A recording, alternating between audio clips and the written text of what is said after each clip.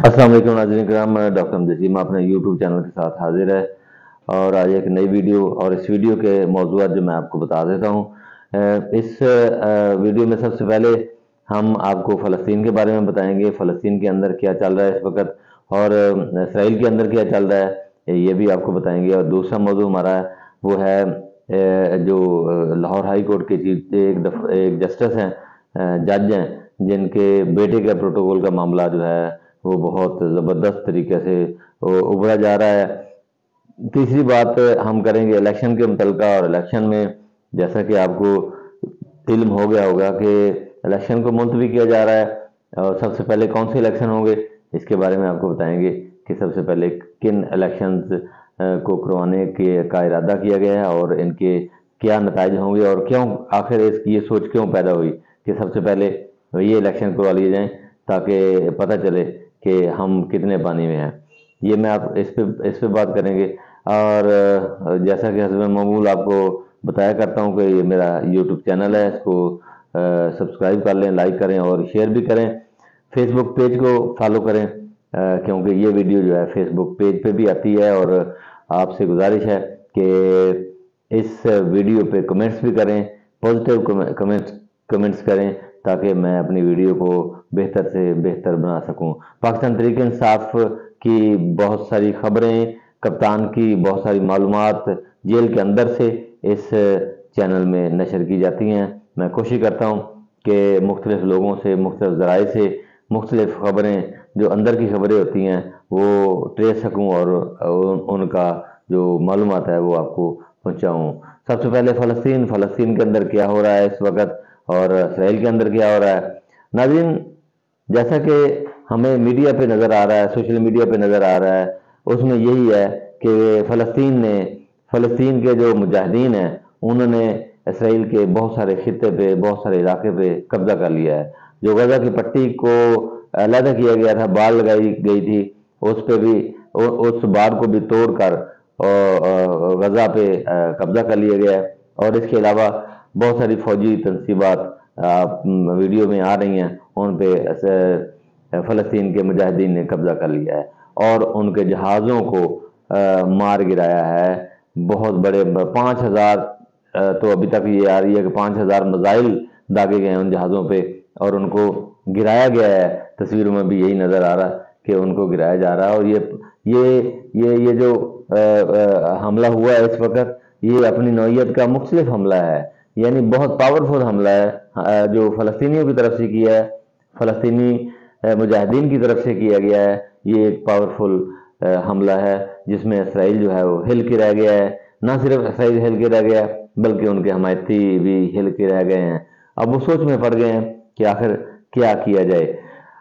फ़लस्तीन के मुजाहिदीन ने धमकी दी है कि हमारे पास 80 के करीब इसराइली फौजी जिनमें अफीसरान भी हैं और इसके अलावा सिविलियंस भी पकड़े हुए हैं, बहुत ज़्यादा तादाद में पकड़े गए हैं इसराइली। उनको मार देंगे अगर हमारी सिविलियन आबादी पे फायरिंग की गई, अगर हमारे शहरों पे फायरिंग की गई तो इन लोगों को हम नुकसान पहुंचाएंगे। तो आम लोग मर रहे हैं, चाहे वो इसराइल की तरफ हों और चाहे वो फ़लस्तीन की तरफ हों। ये नहीं होना चाहिए कि आम लोग जो हैं, जो सिविलियन हैं, जो बेगुनाह लोग हैं, ख़ास तौर पर फ़लस्तीन के, उन पे हमले और उनकी जान जो है वो ज़ाया नहीं होनी चाहिए, ख़ास तौर पर बच्चों और औरतों के लिए। नाज़रीन, एक ज़बरदस्त बात आपको बता दूं कि वीडियो के अंदर एक ज़बरदस्त मिसाल कायम की गई है। एक इसराइली खतून और उसके 2 बच्चे जो मुजाहिदीन के हाथों में हैं, मुजाहिदीन के पास हैं, उनको ऐसा तरीके से रखा गया है और कहा जा रहा है कि नबी पाक सल्लल्लाहु अलैहि वसल्लम की मिसाल कायम की जाए कि औरतों और बच्चों को जो है वो जंग के अंदर नुकसान नहीं पहुंचाया जाना चाहिए। इसी तरह फ़लस्तीन के अंदर भी बहुत ज़्यादा नुकसान हो चुका है। फ़लस्तीन के अंदर जो शहरी आबादी है, इसराइली जो हैं वो उसको निशाना बना रहे हैं। और ये आपको बात बताता जाऊं कि इस वक्त फ़लस्तीन के अंदर, ना सिर्फ फ़लस्तीन के अंदर बल्कि पूरी इस्लामी दुनिया के अंदर फ़लस्तीन के हक़ में मुज़ाहरे किए जा रहे हैं। अगर नहीं बोलती तो वो हुकूमतें हैं जो उनकी हमायत नहीं करती। यहाँ पाकिस्तान के अंदर तो हुकूमत ने अभी तक एक बहुत कमज़ोर सा बयानिया दिया है, बहुत कमज़ोर सा दिफा किया है, अपना ही दिफा किया है, जबकि ये नाकाफ़ी है। पाकिस्तान तरीके इंसाफ की हुकूमत थी तो माजी के अंदर तो उस वक़्त कप्तान इमरान खान ने वाज़ेह और बर वक़्त जवाब दिया था जब जब इसराइल ने फ़लस्तीन पे हमला किया था। और इसी तरह इस हुकूमत को भी चाहिए था कि वो वाज़ेह और ज़बरदस्त ठोस दलील पर मुश्तमिल अपना बयानिया देती, लेकिन नहीं दिया गया। बड़े अफसोस की बात है, इसके अलावा दूसरे इस्लामी मुल्क भी जो हैं वो खामोश हैं। वहाँ की पब्लिक जो है वो फ़लस्तीनी अवाम के हक़ में मुजाहरे कर रही है, लेकिन वहाँ की जो हुकूमत है वो खामोश बैठी हुई है। अगले मौजू पे चलते हैं। अगला मौजू हमारा आज एक जज के हवाले से है, और वो जज ने अपने बेटे को प्रोटोकॉल देने के लिए दुबई और न्यूयॉर्क अमेरिका के अंदर प्रोटोकॉल देने के लिए ख़त लिखा है, और ख़त में लिखा गया है कि मेरा बेटा जो है वो बैरून मुल्क के दौरे पे जाएगा, उसको प्रोटोकॉल दिया जाएगा। यहाँ तो पाकिस्तान के अंदर तो ऐसा होता है, ये एक हमारा कानून भी है शायद, और इसमें अब रवायत भी बन गई है कि जजों के अलावा जजों के तमाम जो फैमिली है उनको प्रोटोकॉल दिया जाता है।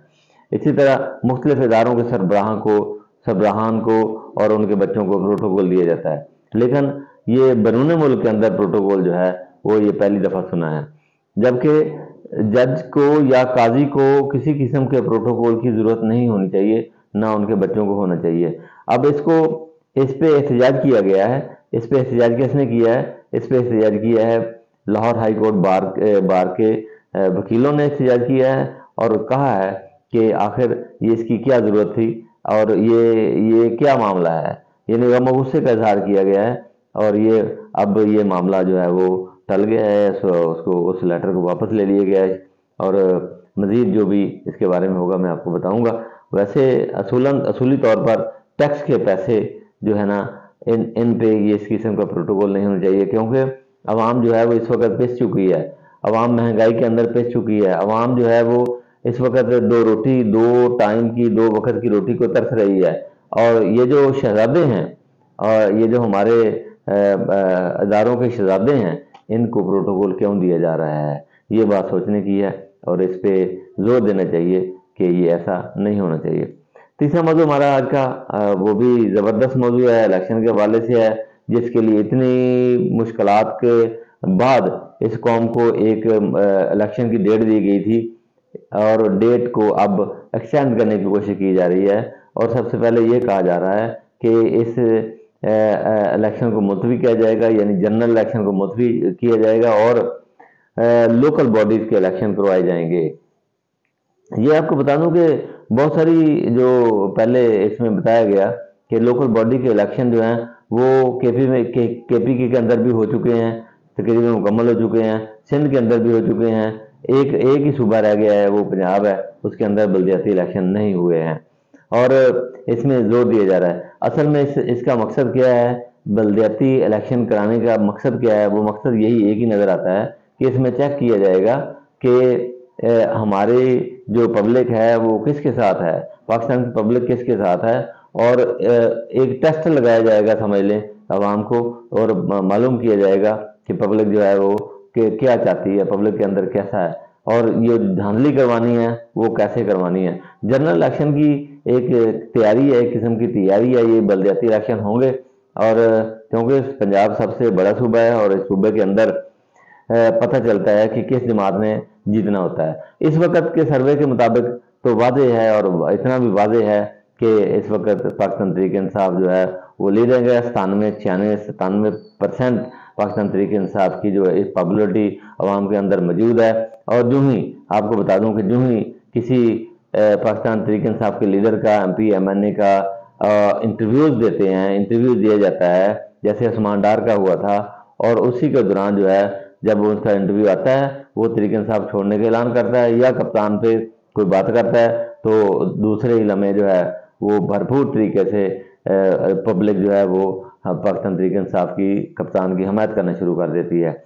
ये एक बहुत बड़ा चैलेंज बन चुका है इदारों के लिए, और जो लोग ये चाहते नहीं है कि पाकिस्तान तहरीक इंसाफ के सरबराह जनाब इमरान खान इस मुल्क का वज़ीर-ए-आज़म बने, वो सोच में पड़ गए हैं कि आखिर क्या किया जाए, इसका हल क्या है।